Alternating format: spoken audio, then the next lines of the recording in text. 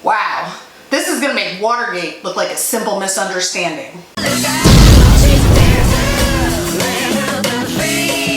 Hi, I'm Right, and you're watching Right, Left of Center. Now, recently in the news, it broke that the FBI sent several spies into the Trump campaign. Now, Donald Trump took to Twitter to gloat about this. Look how things have turned around on the criminal deep state. They go after phony collusion with Russia, a made-up scam, and end up getting caught in a major spy scandal, the likes of which this country may have never seen before. What goes around comes around. It's clear that they had eyes and ears all over the Trump campaign. Judge Andrew Napolitano.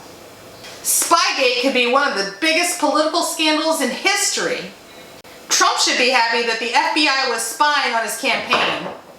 No, James Clapper, I'm not happy. Spying on a campaign would be illegal and a scandal to boot. If the person placed very early into my campaign wasn't a spy put there by the previous administration for political purposes, how come such a seemingly massive amount of money was paid for services rendered, many times higher than normal? Follow the money. The spy was there early in the campaign and yet never reported collusion with Russia because there was no collusion. He was only there to spy for political reasons and to help crooked Hillary win, just like they did to Bernie Sanders, who got duped. So one of my favorite parts of this story is that James Comey fired back at Trump on Twitter. Facts matter. The FBI's use of confidential human sources, the actual term, is tightly regulated and essential to protecting the country. Attacks on the FBI and lying about its work will do lasting damage to our country. How will Republicans explain this to their grandchildren?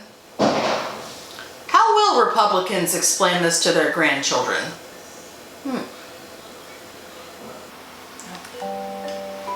Once upon a time, in a magical land called the United States of America, there lived a handsome prince and a wicked witch, and both of them wanted to rule the land.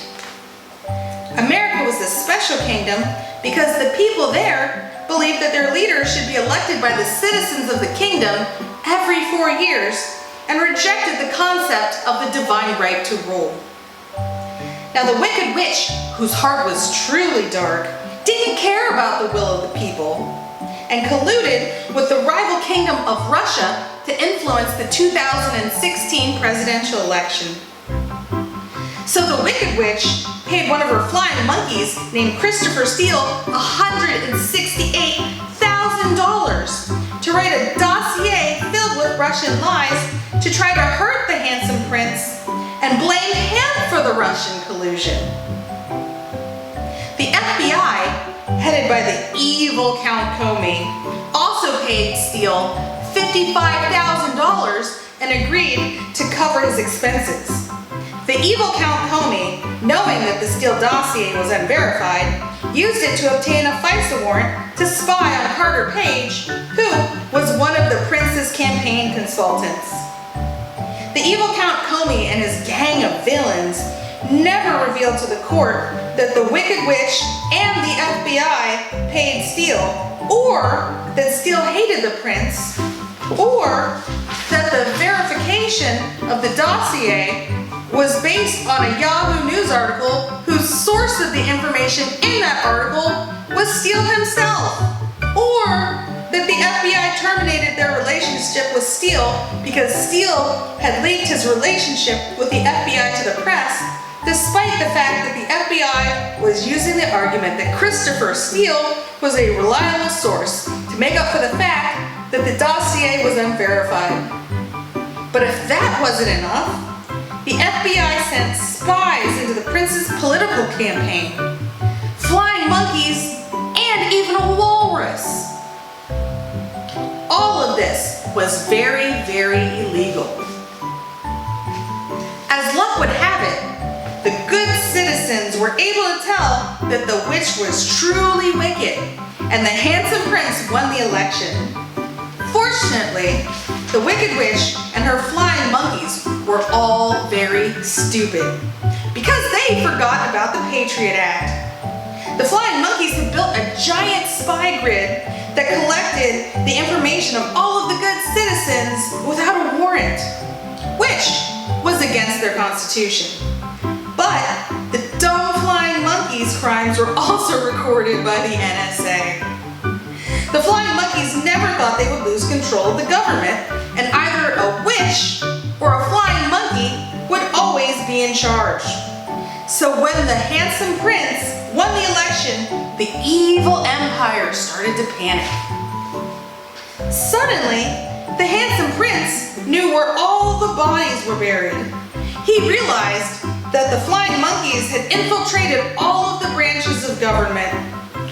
With the help of military intelligence, the handsome prince set out on a noble quest to purge the kingdom of the flying monkeys. The prince was afraid that the good people would panic if they knew just how many flying monkeys were passing themselves off as humans. So some of the flying monkeys were allowed to retire. Some of them were forced out due to criminal sexual behavior. Some had their wings clipped, and the really, really nasty flying monkeys would soon be spending the rest of their lives in tiny metal cages. The flying monkeys flew onto the sets of CNN, ABC, CBS, and NBC to spread fake news about how the handsome prince hated his people. But the handsome prince loved his people and had even purchased golf courses that had previously been segregated and opened them up to blacks and Jews. The Wicked Witch and her flying monkeys lied and they cried. And they cried and they lied, but to no avail. And when they locked the door and threw away the key on the evil Count Comey, the handsome prince turned and threw a bucket of water on the Wicked Witch, and she melted away. The end.